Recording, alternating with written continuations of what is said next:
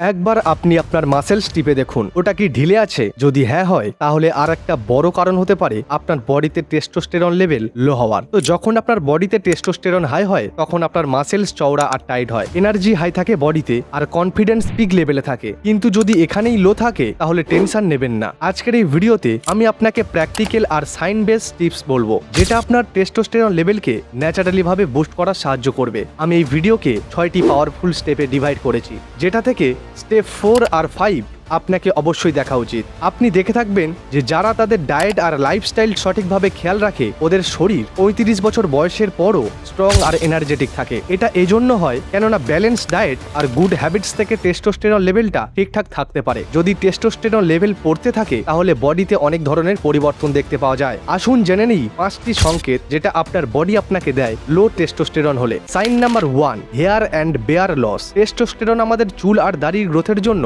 অনেক important hormone হয়। যদি এই লেভেল অনেক কম হতে থাকে তাহলে চুল পাতলা হতে থাকবে আর চুল ঝরতেও শুরু হয়, সাথে বিয়ার্ড গ্রোথ স্লো হয়ে যায়, মানে আপনার দাড়ি বেরোতেও অনেক সময় লেগে যায় বা যেখানে সেখানে একটা দুটো দাড়ি হতে পারে আপনার মুখে। Sign number 2, muscles loss and weakness. যদি টেস্টোস্টেরন লো হয় তাহলে আমাদের মাসেলস মাস ধীরে ধীরে কমতে থাকে, মাসেলস উইক হয়ে যায় আর হাড়ের গ্রোথও থেমে যায়, যেটা ফিউচারে কোনো ফ্র্যাকচার বা গাঁঠে ব্যথার রিস্ককে বাড়িয়ে দেয়। আপনার হাইটকে বাড়তে দেয় না, আপনার উচ্চতা থেমে যায়। Sign number 3, fat gain and belly fat. Low testosterone হলে বডিতে বাজে ফ্যাট স্টোর হতে থাকে, স্পেশালি পেটের জায়গায়। যদি বিনা কোনো কারণে পেট বেরোচ্ছে আপনার তাহলে একবার টেস্টোস্টেরন লেভেলকে অবশ্যই চেক করাবেন। Sign number 4, low energy. Testosterone একটা এনার্জি বুস্টিং হরমোন। যদি এর লেভেল লো হয়ে যায় তো সারাদিন ক্লান্তি আর লেজিনেস অনুভব হবে আপনার। যদি আপনার বিনা কোনো কারণে লো এনার্জি আর দুর্বলতা লাগে তো এটা টেস্টোস্টেরন কম হওয়ার সাইন হতে পারে। Sign number 5, mood swing and low confidence. যদি আপনার একটু রাগ, চিড়চিড়ে ভাবমুড পরিবর্তন বা লো কনফিডেন্স ফিল করছেন তো এর কারণ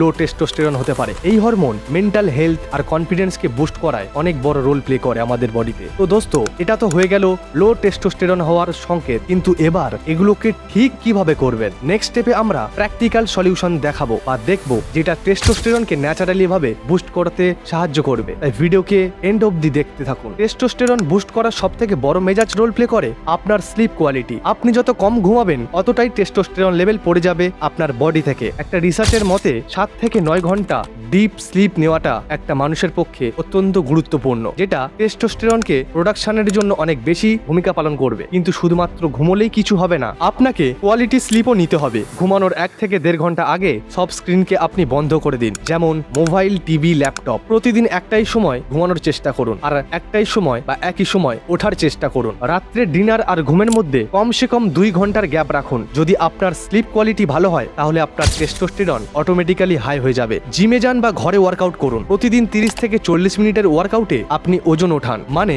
ওয়েট ট্রেনিং আর রেজিস্ট্যান্স এক্সারসাইজ করুন। টেস্টোস্টেরন বুস্ট করার সব থেকে সহজ উপায় এটি, যেমন স্কোয়াটস করতে পারেন, ডেডলিফট করতে পারেন, বেঞ্চ প্রেস করতে পারেন আর পুল আপসের মতো হেভি কম্পাউন্ড মুভমেন্টের থেকে আপনি টেস্টোস্টেরনকে অনেকটাই গ্রো করতে পারেন। ওয়ার্কআউটের সময় আপনি প্রোগ্রেসিভ ওভারলোড রুল ফলো করুন। এর মানে হলো আপনি প্রতিদিন সপ্তাহে আপনার স্ট্রেংথ বাড়ানোর চেষ্টা করুন। যদি আজ আপনি 40 কেজি ওজন তুলে স্কোয়াটস করছেন তো পরের দিন সপ্তাহে 45 বা 50 কিলো ওয়েট তুলে আপনি এই ওয়েটটাকে আরো বাড়ানোর চেষ্টা করুন। যদি আপনি রেগুলার এইভাবে স্ট্রেংথ ট্রেনিং করেন তো আপনার বডি অটোমেটিক্যালি আরো বেশি টেস্টোস্টেরন বানাবে। ভালো diet equal to high testosterone. হ্যাঁ, ভিডিওর মাঝখানে আপনাদেরকে একটাই কথা বলবো, যদি কেউ ফিট অ্যান্ড গ্লো জোন চ্যানেলটিতে নতুন হয়ে থাকেন অবশ্যই চ্যানেলটিকে সাবস্ক্রাইব করে পাশে থাকবেন এবং নতুন ভিডিওর জন্য এই চ্যানেলটিকে সবসময় নিজের নজরে রাখবেন। তো আপনার ডায়েটে আজ থেকেই এই টেস্টোস্টেরন বুস্টিং ফুডস অ্যাড করুন, যেমন হেলদি ফ্যাটস। হেলদি ফ্যাটসের জন্য আপনি অ্যাভোকাডো বা অলিভ অয়েল, নাটস এবং সিডস, আলমন্ডস, ওয়ালনাটস, ফ্লেক্সিড আপনার ডায়েটে যোগ করুন। জিঙ্ক অ্যান্ড ম্যাগনেসিয়ামের জন্য